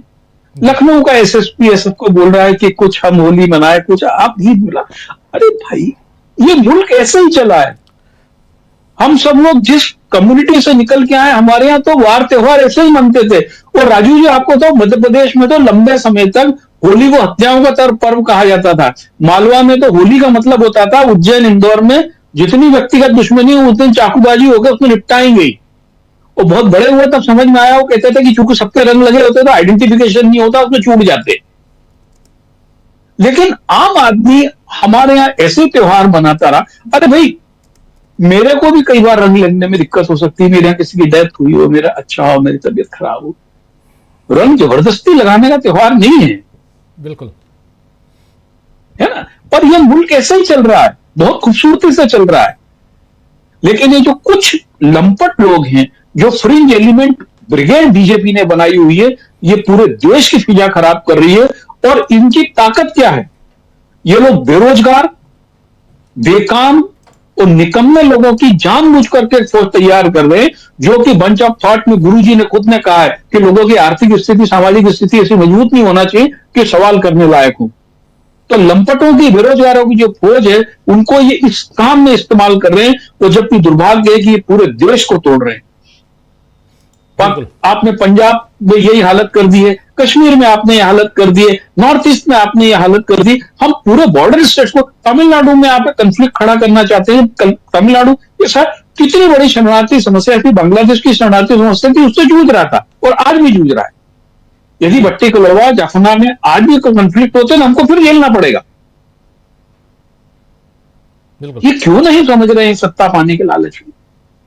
बिल्कुल, ये राजू जी, ये बहुत दुखद है और एक गंभीर सवाल है कि आखिर सत्ता की लालच में आप क्या क्या कर रहे हैं, देश को किस दिशा में लेके जा रहे हैं। लेकिन सत्ता तक पहुंचने का जो जरिया है उसमें ईवीएम की चर्चा होती रही, अब बैलेट पेपर की चर्चा हो रही है और वोटर लिस्ट की चर्चा, बैलेट पेपर नहीं, माफ़ी चाहूँगा, वोटर लिस्ट की चर्चा हो रही है। और उसी चर्चा को आज और आगे बढ़ाने की कोशिश संसद के अंदर की गई और उसमें भी एपिक नंबर को लेकर भी चर्चा हुई। और क्या यहाँ से चुनाव सुधार की प्रक्रिया पर जो फोकस जाना चाहिए उसकी शुरुआत होती है? एक गंभीर सवाल है। जरा सुनील शुक्ला जी, आपके पास आना चाहता हूं। राहुल गांधी के बयान को आपने सदन के अंदर जो उन्होंने डिमांड की वो आपने सुन लिया और उधर राज्यसभा में जो कुछ हुआ वो भी आपने देख लिया, सुन लिया। जरा आपसे समझना चाहता हूं यहां से लेकर बिहार तक, और बिहार में चूंकि चुनाव है इसलिए भी ये चिंता वाजिब है विपक्ष की और हम जैसे सचेत लोगों की भी चिंता है कि देश में लोकतंत्र को बचाना है तो कम से कम चुनाव तो ढंग से करवाओ, पारदर्शिता के साथ करवाओ। आप मत दिखाओ लेकिन चोरी मत करो। क्या उस दिशा में जाता हुआ दिखाई देता है ये देश? सुनील जी। धन्यवाद राजीव जी। नहीं, आपकी अपेक्षा तो बहुत शानदार है, देश हित में है, लोकतंत्र के हित में है। लेकिन ये अपेक्षा कर किससे रहे हैं आप? जो सरकार एक स्वतंत्र निष्पक्ष निर्वाचन आयोग मानने के लिए तैयार न हो, उससे आप स्वतंत्र चुनाव करवाना चाहते हैं। इस सरकार से इस देश का सर्वोच्च न्यायालय, इस देश की आम जनता, इस देश की संसद यह चाहती है कि जो निर्वाचन आयुक्तों की नियुक्ति की प्रक्रिया है वो पारदर्शी हो और सरकार से मुक्त हो। और अगर आप स्वतंत्र निर्वाचन आयोग चाहते हैं तो स्वाभाविक सी बात है कि आपको उसको कार्यपालिका के दबाव से मुक्त करना होगा। अगर वो कार्यपालिका के दबाव में है तो स्वतंत्र निर्वाचन आयोग तो नहीं है। या जो ऐसे लोगों की निगाह उस पर हमेशा रहेगी जिनके ऊपर सरकार की कृपा हो जाए और निर्वाचन आयोग में पहुंच जाए। लेकिन सरकार ने इसको स्वीकार नहीं किया। निर्वाचन आयोग को स्वतंत्र बनाने के लिए देश के सर्वोच्च न्यायालय ने एक दिशा निर्देश दिए कि जो नियुक्ति का कोलिजियम बनेगा उसमें देश के मुख्य न्यायाधीश भी सर्वोच्च न्यायालय के होंगे। सरकार ने नहीं माना, उसको बदल दिया। तो अगर आप उस निकाय को, जिस निकाय के ऊपर स्वतंत्र निर्वाचन कराने की जिम्मेदारी है, उसको ही स्वतंत्र नहीं रहने देना चाहते हैं, तो आप कैसे उम्मीद करते हैं कि सरकार स्वतंत्र चुनाव की निष्पक्षता को लेकर के जो सवाल पैदा हो रहे हैं उसके लिए जवाबदेह बनेगी? मतदाता सूची निर्वाचन की प्राथमिक ऐसा तत्व है जिसके आधार पर आप निष्पक्ष चुनाव या जनादेश का निर्धारण कर सकते हैं। अगर निर्वाचन सूची गलत है, अगर निर्वाचन सूची में वास्तव में जो मतदाता है वो मतदाताओं के नाम नहीं है, या जिनका नाम मतदाता सूची में है और वास्तव में मतदाता हैं उनको आप मतदान करने की अनुमति नहीं देते हैं, या जो लोग मतदान करने के योग्य हैं, जिनको मतदान करना चाहिए, जिनके मतदान से जनादेश बनता है, उनका नाम आप मतदाता सूची में नहीं रखते हैं, तो फिर चुनाव का मायने क्या है? किसको अधिकार है ये? आप चुनाव की प्रक्रिया को देख लीजिए। सुरक्षा कर्मियों को मतदाताओं की पहचान सुनिश्चित करने का अधिकार किसने दिया? किस कानून के तहत उनको अधिकार दिया गया? उनका काम केवल और केवल कानून व्यवस्था बनाए रखना है। उनका काम केवल शांतिपूर्ण तरीके से मतदान को सुनिश्चित करना है। मतदाता कौन है, मतदान का उसको अधिकार है या नहीं है, मतदाता सूची में उसके नाम है या नहीं है, यह निर्धारित करने की जिम्मेदारी मतदान से जुड़े हुए कर्मियों की है, पीठासीन अधिकारी की है। सरेआम सरकार सुरक्षा कर्मी कर रहे हैं, इस सरकार को कोई आपत्ति नहीं है, बल्कि जो लोग इस काम को कर रहे हैं उनको सरकार संरक्षण दे रही है। फिर अगर आप ऐसे वातावरण में स्वतंत्र चुनाव की आप बात करते हैं तो बहुत आपके धैर्य की परीक्षा है ये। दूसरी चीज कि आप राजनीतिक दलों का आप काम कितना करने दे रहे हैं? कितने तरह के भूपेश बघेल जो मुख्यमंत्री हैं छत्तीसगढ़ के, उनके यहाँ आपने रेड डाल दिया, ठीक है, लेकिन रेड डालने के इतने घंटे के बाद भी आपने कोई बात तो बताई नहीं। कौन सी कार्रवाई है? और जहां पे जिन इलाकों में चुनाव की प्रक्रिया शुरू होनी होती है उनके आसपास आपके उन राजनीतिक दलों के नेताओं के ऊपर आपका ईडी कार्रवाई शुरू हो जाती है। भाई उन राज्यों, आज तो छत्तीसगढ़ में बीजेपी की सरकार है, भ्रष्टाचार निवारक संगठन भी काम कर रहा है, बाकायदे एक तंत्र है राज्य सरकार का। वो तंत्र क्यों नहीं काम करता? वहां ईडी और इनकम टैक्स जैसी संस्थाओं का ही क्यों प्रयोग किया जाता है? और ईडी और इनकम टैक्स जैसी संस्थाओं का प्रयोग करके आपने भ्रष्टाचार के कितने मामलों को लोगों के सामने रख दिया और उनमें लोगों को सजा करा दी। सवाल यदि है कि आप राजनीतिक दलों को भी काम नहीं करने देना चाहते, उनके जो आर्थिक स्रोत हैं चंदे के उनको भी आप नहीं होने देना चाहते, तो राजनीतिक दल काम करेंगे नहीं। उन राजनीतिक दलों में तोड़फोड़ करेंगे आप, उनके नेताओं को डराम धरा करके आप अपने राजनीतिक अपने पार्टी में शामिल कराएंगे। और एक कोई ऐसी बात नहीं जिसको कोई गोपनीय तरीके से आप बात कर रहे हैं। आप याद कीजिए मध्य प्रदेश का जब चुनाव हो रहा था तो क्या खबर आई थी कि भारतीय जनता पार्टी ने तत्कालीन मंत्री सम्मानित नरोत्तम मिश्रा जी की अध्यक्षता में एक कमेटी बनाई थी जो इस बात की स्क्रीनिंग करने के लिए बनाई गई थी कि वो ऐसे कांग्रेस के नेताओं की पहचान करेगी जिनको भारतीय जनता पार्टी में शामिल कराया जा सकता है। बाकायदे खबर आई थी और ये छोटे मोटे किसी अखबार में नहीं, प्रतिष्ठित समाचार पत्रों में ये समाचार छपा था। यानी कि भारतीय जनता पार्टी बाकायदे या संगठनात्मक रूप से प्रयास करती है कि राजनीतिक दलों में तोड़फोड़ किया जाए। तो राजनीतिक दलों में आप तोड़फोड़ करेंगे, नेताओं को डराएंगे, धमकाएंगे, केंद्रीय एजेंसियों का दुरुपयोग करेंगे, ढंग के निर्वाचन मतदाता सूची नहीं बनने देंगे, मतदान के लिए जो सड़क पर निकलेगा उसके रोक टोक करेंगे, और उसके बाद भी आप राजीव जी उम्मीद कर रहे हैं कि चुनाव जो है स्वतंत्र और निष्पक्ष तरीके से हो जाए। कहां से करेंगे? यह सरकार, यह पार्टी अगर सत्ता में रहेगी तो जो जितने मानक हैं, आप चाहते हैं कि चुनाव के दिन जहां मतदान हो रहा हो वहां उस दिन प्रचार न किए जाए, यह इस तरह की चीजें हैं जिसको स्वतः अनुशासन में रखने की बात होती है, स्व नियंत्रण की बात होती है। आप उसमें कोई रास्ता नहीं निकालेंगे कि ठीक है बलिया में चुनाव हो रहा है तो हम गाजीपुर में भाषण दिलाएंगे। सारण में चुनाव हो रहा है तो हम आरा में भाषण दे देंगे। ये रास्ते नहीं निकाले जाते। बड़े नेताओं के जिम्मेदारी बनती है, बड़े राजनीतिक दलों की जिम्मेदारी बनती है कि वह लोगों के सामने ऐसे उदाहरण प्रस्तुत करें कि जिस तरह के निषेध लागू किए गए हैं वह निषेध आम व्यक्ति भी माने, वह उस शास्त्रीयता को स्वीकार करे और उस पवित्रता को मान करके चले। अगर आप ध्रुवीकरण की राजनीति करेंगे, क्या हो रहा है आज? जो पुलिस उपाधीक्षक महोदय हैं जो इस तरह का बयान दे रहे हैं, इस पर कार्रवाई करने की जिम्मेदारी थी राज्य सरकार की। अगर संविधानेतर आप एक कहा जाता है या आरोप लगता है सरकार के ऊपर कि संविधान के साथ खिलवाड़ कर रही है, खिलवाड़ करना चाहती है, संविधान को कमजोर करना चाहती है, भारतीय जनता पार्टी के लोग इस पर बड़ी गंभीर आपत्ति दाखिल करते हैं। कहते हैं कि नहीं ये भारतीय यह विपक्ष के द्वारा बीजेपी के खिलाफ चलाया जा रहा अफवाह है।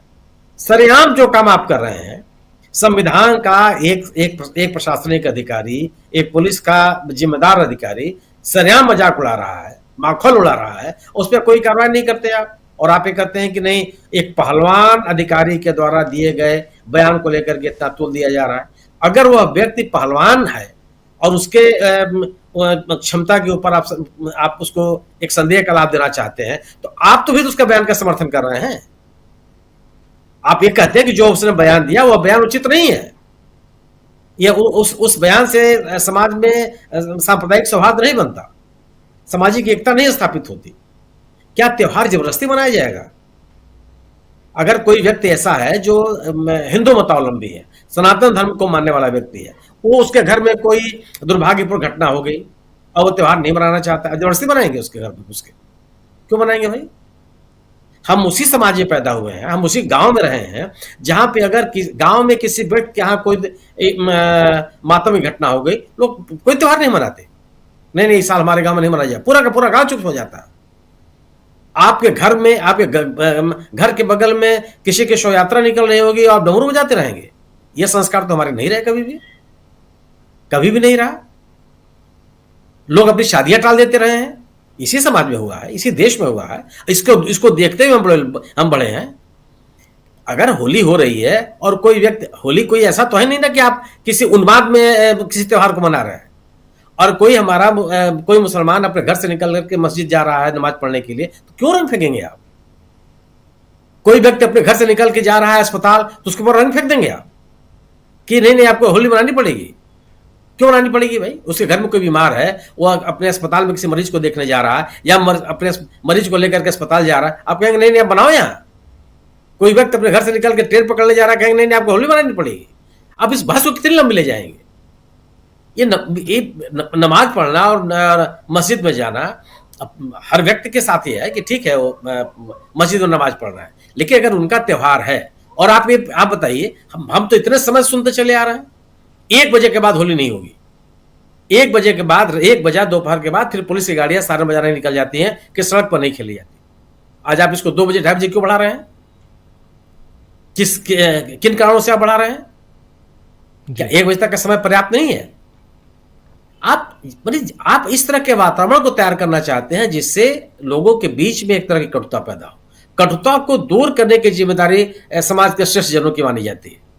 ये कहा जाता है कि आपस में कटुता नहीं हो, और अगर आप एक कटुता बनाए रखेंगे तो जो कटुता में बढ़ाने की प्रक्रिया में शामिल हो रहे हैं उनको सोचना पड़ेगा। आप इस तरह के नकारात्मक विमर्श के साथ अपने आप को अपनी प्रगति नहीं कर सकते, संभव नहीं है। फिर आप उसी चक्रव्यूह में फंसे रह जाएंगे, और जो राजनीतिक दल है, राजनीतिक नेता है, वो सत्ता का शुभ भोगेंगे। आप इसी में उलझे रहिए। अगर आप इसी में उलझना चाहते हैं तो इस साजिश का हिस्सा बनने के लिए तैयार रहिए। त्योहार कभी तनाव के कारण नहीं हो सकते। त्योहार उत्सव है ये, और उत्सव में सबकी भागीदारी और सबके मन में उल्लास, ये उसका प्राथमिक तत्व है। इन घटनाओं से आप एक बेहतर समाज नहीं बना सकते। आज उसका क्या परिणाम है? कितने सालों से सरकार है मध्य प्रदेश में? कई दशक से है। महू में क्या हो रहा है वहां तो लोगों के मन में दहशत होनी चाहिए। अल्पसंख्यक को डर रहे अपने घर में कि नहीं साहब निकलना नहीं है मुझको, और वो संख्यक अपने आप को सुरक्षित महसूस करे। तो महू में जो लोग हिंसा कर रहे हैं वो कौन लोग हैं और क्यों कर रहे हैं? किसने उनको साहस दे दिया? कानून व्यवस्था को लेकर के आप कहां पे खड़े हैं? आप तो बड़ा दावा करते हैं कि पूरे देश भर में आपने कानून व्यवस्था को बहुत बेहतर कर दिया। क्या ये महू इस देश का अंग नहीं है?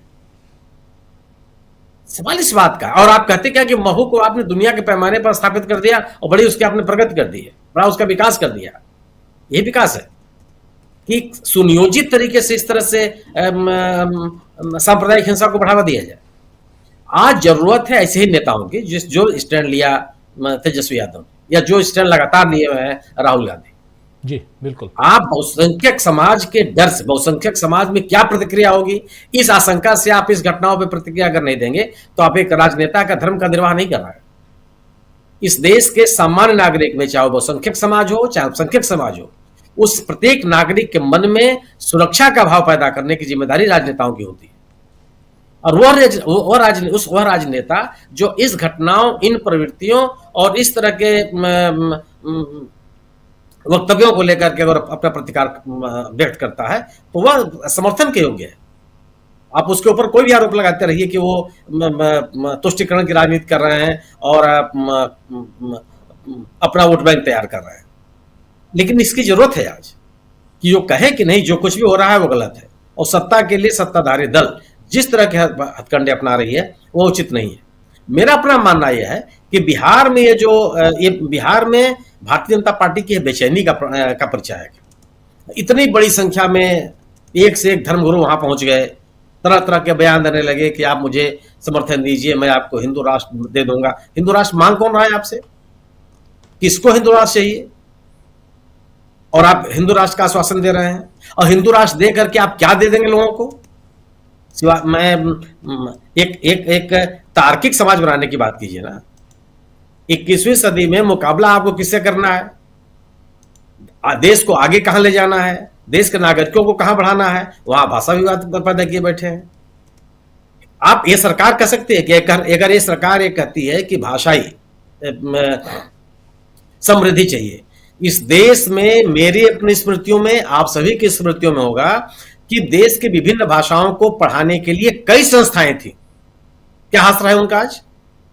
किसी एक का नाम बता दीजिए आप। मैं जब इलाहाबाद विश्वविद्यालय में पढ़ने के लिए आया तो इस इलाहाबाद शहर में, जो आज प्रयागराज भारतीय जनता पार्टी ने कर दिया इसको, यहां पे दक्षिण भारतीय भाषाओं को पढ़ाने के लिए संस्थाएं थी। आज उनका कोई अता पता नहीं है। मैं दर्जनों लोगों को जानता हूं जिन्होंने उस संस्थाओं से तमिल की पढ़ाई की, तेलुगु की पढ़ाई की, कन्नड़ की पढ़ाई की। कई लोगों को मैं जानता हूं, आज उन संस्थाओं का कोई कहीं आता पता नहीं। किस विश्वविद्यालय में, कोई केंद्रीय विश्वविद्यालय का नाम बताइए आप जहां पे दक्षिण भारतीय भाषाओं को पढ़ाने के लिए मजबूत संस्थान है, जो संसाधन से युक्त है, जिसको आप प्रोत्साहित कर रहे हैं। और आप किसी भाषा को जबरदस्ती लागू करवा देंगे? आप इस तरह का वातावरण पैदा कर दीजिए कि लोग स्वतः हिंदी पर। मैं अपने स्मृतियों के आधार पर कह सकता हूं, मैं सबसे पहली बार तमिलनाडु गया था 1980 में। उस समय दक्षिण भारत की जो दक्षिण रेलवे की जो ट्रेन चलती थी, उस ट्रेन में काम करने वाले भी हिंदी में सुनने के लिए तैयार नहीं होते थे। चाय वाले को बुलाए कि जरा चाय पिला दो, वो सुनता नहीं था। यह मेरा भोगा हुआ यथार्थ है। चेन्नई स्टेशन पर जब मैं उतरा तो एक भी साइनेज, एक भी, मैं ये नहीं कह सकता हूं कि कोई अपवाद स्वरूप भी बाजार में जो हो, जो अंग्रेजी में साइनेज लिखा हुआ हो, सब तमिल में लिखे हुए थे।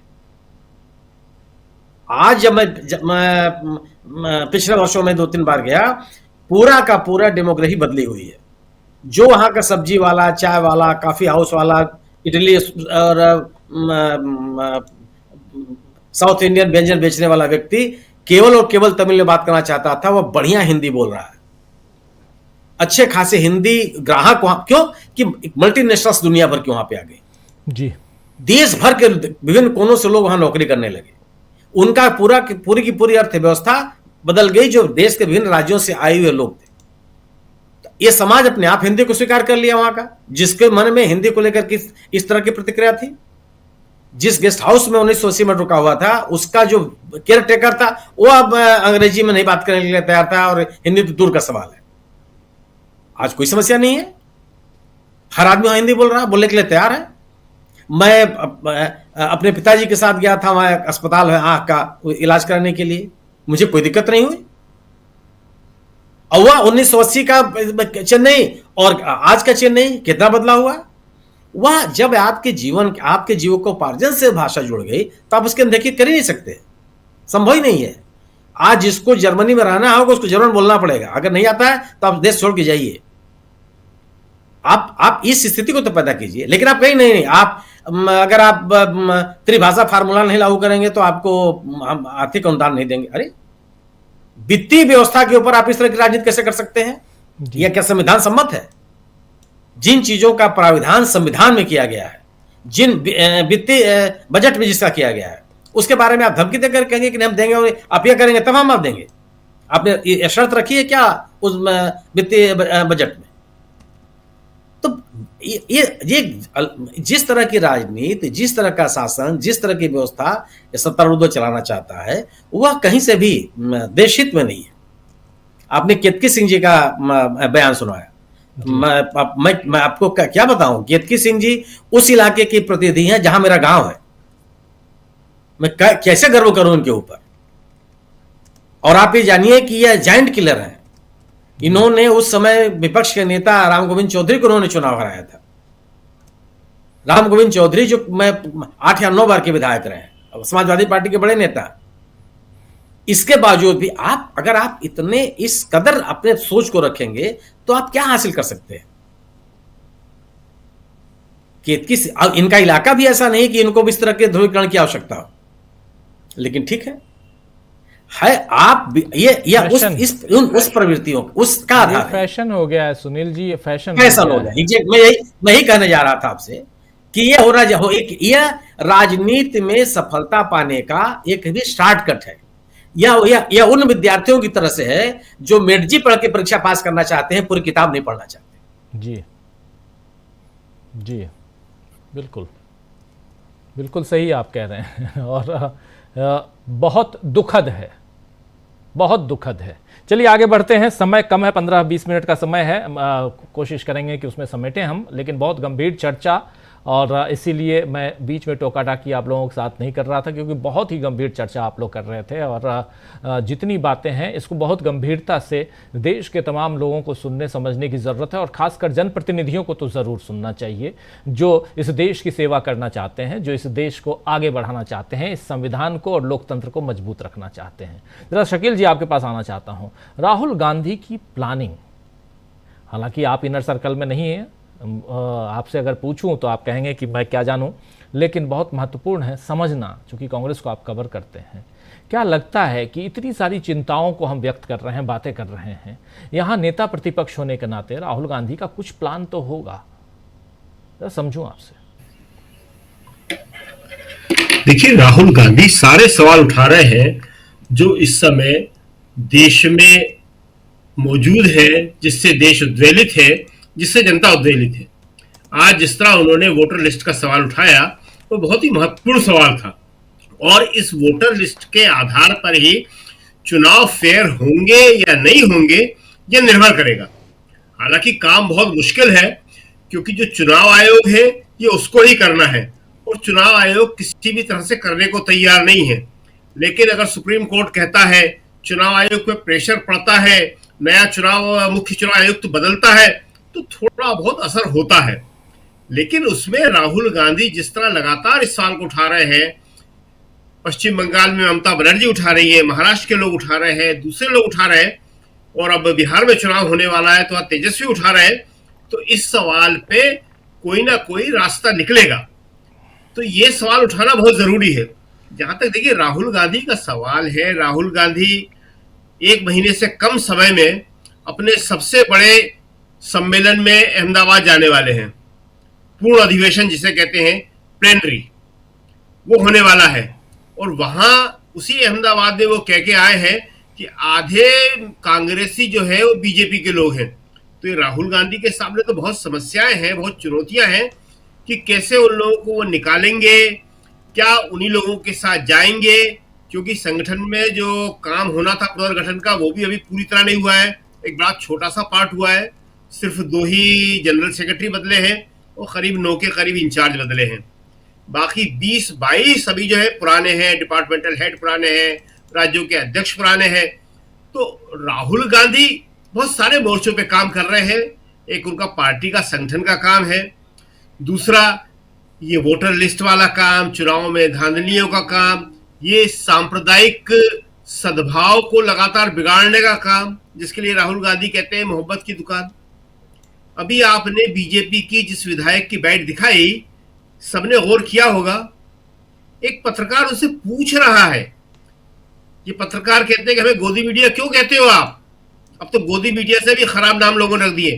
तो पूछ रहा है, क्या आप मुसलमानों के लिए अलग वार्ड बनाने की मांग करेंगी? उसका सवाल है ये, और उसके सवाल के जवाब में वो कह रही हैं। ऐसे सवाल उनको पहले से दे दिए जाते हैं और उसके आधार पे वो कह रही हैं।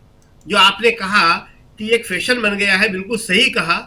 ये दरअसल बीजेपी में अपने नंबर बढ़ाने का एक सबसे आसान तरीका बन गया है, सबसे आसान तरीका। अभी राजस्थान की विधानसभा में गोपाल शर्मा एक विधायक हैं, उन्होंने वहां पे जो मुख्य सचेतक है राजस्थान विधानसभा के विधायक रफीक खान, उनको पाकिस्तानी बोला। वहां लोगों को रमेश विधुड़ी की याद आ गई कि जैसे लोकसभा में उन्होंने बोला था दानिश अली को, उसके बाद क्या हुआ, उन्हें लोकसभा का टिकट भी नहीं मिल पाया और सभा भी हार गए। गोपाल शर्मा एक पत्रकार हैं, राजस्थान के बड़े पत्रकारों में रहे हैं, एक बड़े अखबार के संपादक रहे हैं। वो जो राजस्थान को जानते होंगे उनको मालूम होगा। अभी उनका वहां हमारे दोस्त ही हैं सारे पत्रकारों ने उनके बर्थडे पे उनका अभिनंदन किया था। इस घटना से एक दिन पहले राजस्थान के जितने सीनियर पत्रकार हैं, हम नाम नहीं लेंगे, उनमें से किसी का भी, सब दोस्त हैं हमारे, और उसके बाद जाके वो विधानसभा में विधायक को बोलते हैं, कांग्रेस के विधायक को, मुख्य सचेतक को पाकिस्तानी तू तड़ाक की भाषा प्रयोग करते हैं। जी। ये अपने नंबर बढ़ाने का एक नया तरीका है। पुलिस वाले भी बढ़ा रहे हैं, विधायक भी बढ़ा रहे हैं, छोटे नेता भी बढ़ा रहे हैं, लेकिन ये जो है देश के लिए बहुत भारी पड़ने वाला है। बिल्कुल। क्या देश के लिए अच्छा है? तो आपने जो राहुल गांधी का सवाल किया, तो राहुल गांधी को एक मोर्चे पे नहीं लड़ना पड़ रहा, राहुल गांधी को बहुत सारे मोर्चों पे लड़ना पड़ रहा है और राहुल गांधी वो लड़ाई लड़ रहे हैं। जी जी जी बिल्कुल। डॉक्टर राकेश पाठक जी, आपको भी लगता है क्या राहुल गांधी नेता प्रतिपक्ष के रूप में, क्योंकि अब उस ऑफिस को संभाले हुए भी लगभग 8-9 महीने से ज़्यादा का वक्त गुजर गया है राहुल गांधी का, और उस लिहाज से समझना चाहता हूं कि क्या वो भूमिका, और क्योंकि चुनौतियां बहुत ज़्यादा हैं, अभी संसद का बजट सत्र चल रहा है, बहुत सारे मसलों को उठाना है, इसमें मामले इसमें खड़े करने हैं, लेकिन फिर भी लगता है कि एक भूमिका निभा रहे हैं विपक्ष नेता की।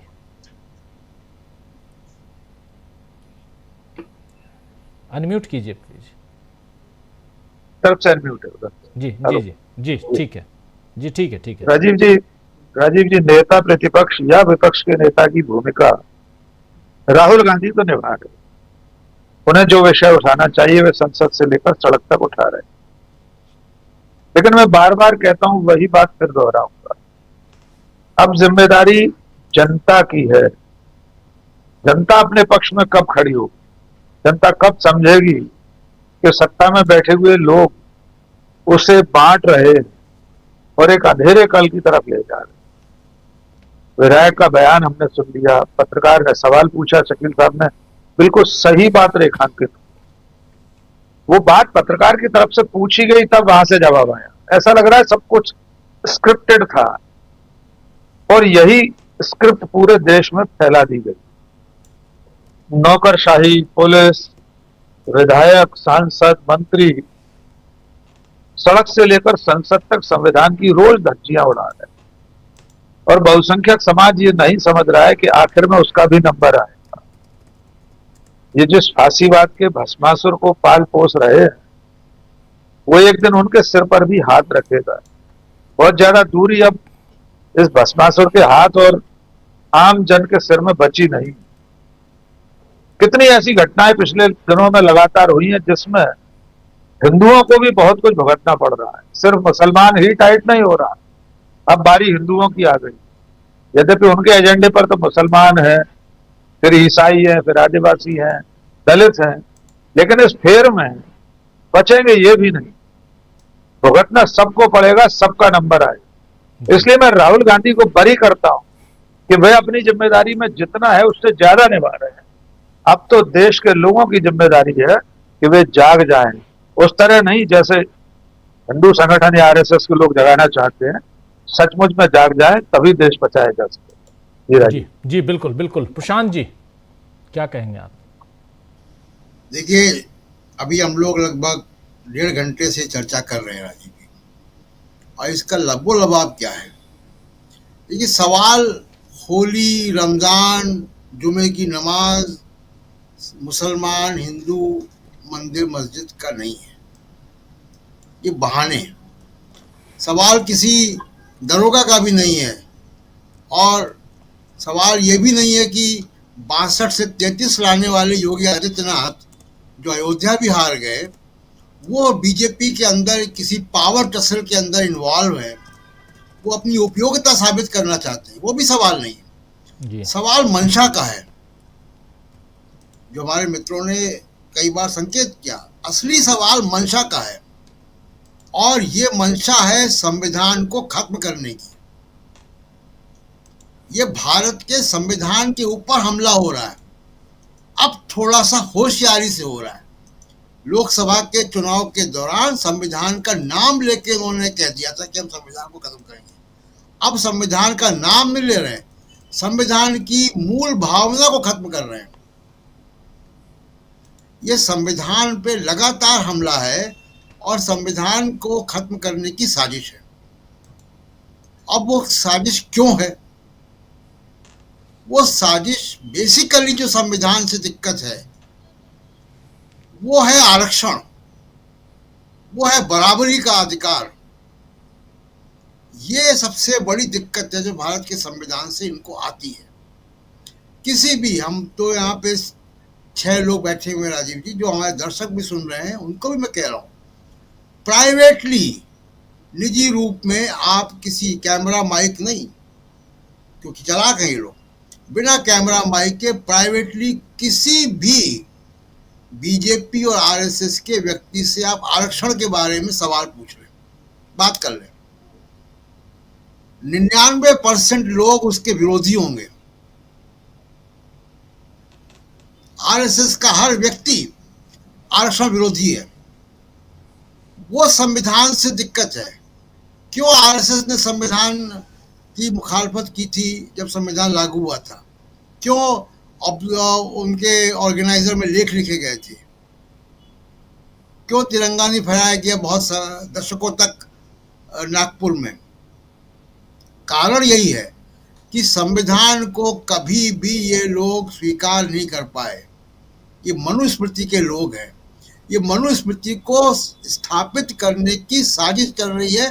बहाना, कभी होली होती है, कभी रमजान आ जाएगा, कभी कोई दरोगा कुछ बोल देगा, कभी कोई कुछ बोल देगा, कोई पत्रकार कुछ बोल देगा, किसी को पाकिस्तानी कह देंगे, लेकिन असली मंशा, उद्देश्य, इंटेंट वही है कि संविधान को खत्म करना है। रास्ता तेजस्वी ने दिखाया, रास्ता राहुल गांधी लगातार दिखा रहे हैं। स्टालिन है, ममता बनर्जी हैं, अखिलेश यादव हैं। देश में नेताओं की कमी नहीं है जो कि सेकुलर डेमोक्रेसी को बरकरार रखना चाहते हैं। तो इसलिए बहुत निराशाजनक माहौल भी नहीं है। लेकिन मैं इंटेंट की बात कर रहा हूँ कि मंशा केवल जो है वो संविधान की है। लोकसभा के चुनाव 240 सीटों पे आने के बाद ये सबक इन्होंने लिया कि अब संविधान का नाम लेके हम संविधान को खत्म नहीं करेंगे, हम दूसरे रास्ते से संविधान को खत्म करेंगे। जी राजीव जी बिल्कुल बिल्कुल। पंकज जी आप क्या कहेंगे इस पे? देखिए, राहुल गांधी विपक्ष के नेता के रूप में उनकी जो कई जिम्मेवारियां हैं, उसके अंदर एक जिम्मेवारी ये है कि सदन में होने वाली बहस में उनकी पार्टी के लोग बेहतर तरीके से अपनी बात को प्रस्तुत करें। यदि आज हम देखें लेडिंग बिल पर, गुड्स बिल पर, रेलवे के ऊपर जिस प्रकार से उन्होंने अलग अलग सांसदों को बोला और उन लोगों ने अप टू द पॉइंट बात की, वो एक जिसको कहते हैं कि वेल क्राफ्टेड फील्डिंग है ये। और इसी वेल क्राफ्टेड फील्डिंग के जरिए ही एक पार्टी एक विपक्ष के रूप में सदन में प्रस्तुत करती है। इन सब कामों में राहुल गांधी बहुत परफेक्ट हो रहे हैं। एक जो समस्या है संगठन को लेकर, अब क्या है कि हम सभी जिम्मेवारियां और सभी उम्मीदें राहुल गांधी से पाल लेते हैं। वो एक हमसे मतलब खासतौर पर कांग्रेसियों की दिक्कत है। लेकिन असल चीज ये है कि अब राहुल गांधी की तो सोच है कि वो एक उदाहरण पेश कर रहा है कि एक अनजान सा जो जूते बनाने वाला व्यक्ति था, जब उसे कुछ लाख रुपए की मशीनें दे दी थी तो कैसे ब्रांड बन जाता है। वो तो इस देश को उस तरीके से पेश कर रहे हैं। लेकिन दूसरी तरफ उनका मुकाबला उनसे है कि जो एक व्यक्ति जो अर्जुन अवार्डी पहलवान होता है, जिस पर पूरा देश गर्व करता है, वो अचानक बजरंग दल बन जाता है। तो राहुल गांधी की तुलना उनसे, यानी कि चुनौती उनसे है।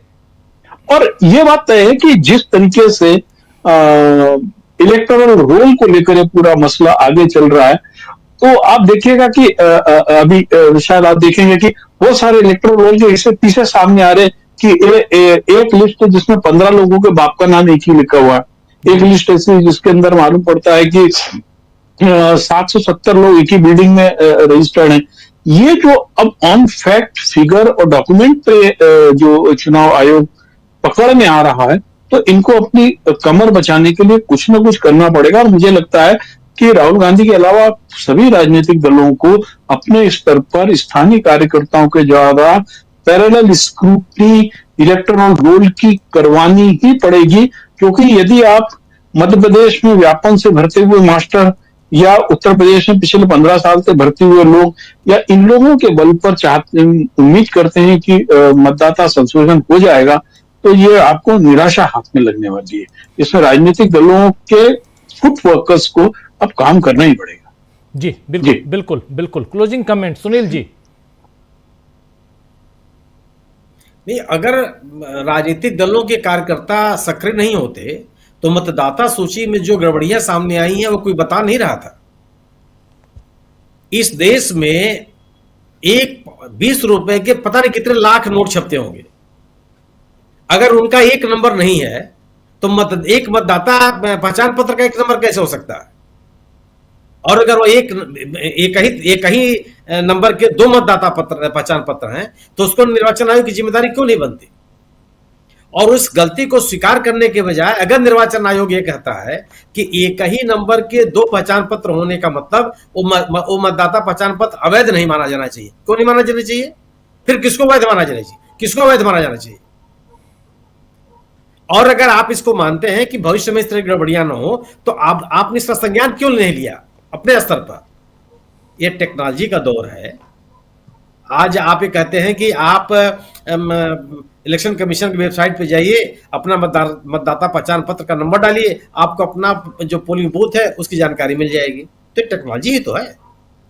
तो इस टेक्नोलॉजी से आप ये क्यों नहीं सुनिश्चित कर सकते हैं कि प्रत्येक मतदाता पहचान पत्र के अलग अलग नंबर हों?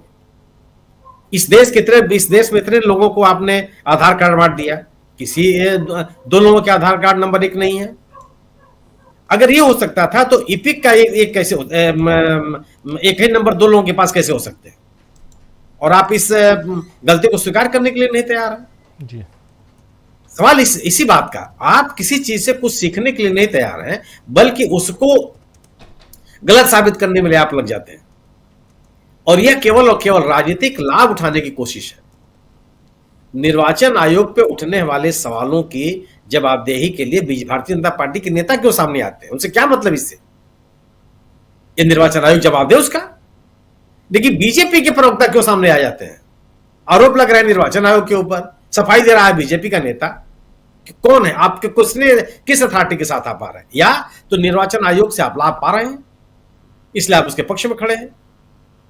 अन्यथा आप भी अगर आप इस देश की राजनीति को, इस देश के संविधान को, इस देश के सामाजिक ताने बाने को मजबूत और व्यवस्थित रखना चाहते हैं तो निश्चित रूप से आप भी उन कमियों को दूर करने का प्रयास करेंगे। और अगर आप उन कमियों को और विस्तार देना चाहते हैं और खराब करना चाहते हैं तो निश्चित रूप से आप संविधान के पक्ष में नहीं जी। क्योंकि हमारा संविधान तो देश को एक रखने की बात करता है। समाज को बांट करके आप देश को एक रख लेंगे, ये संभव नहीं है।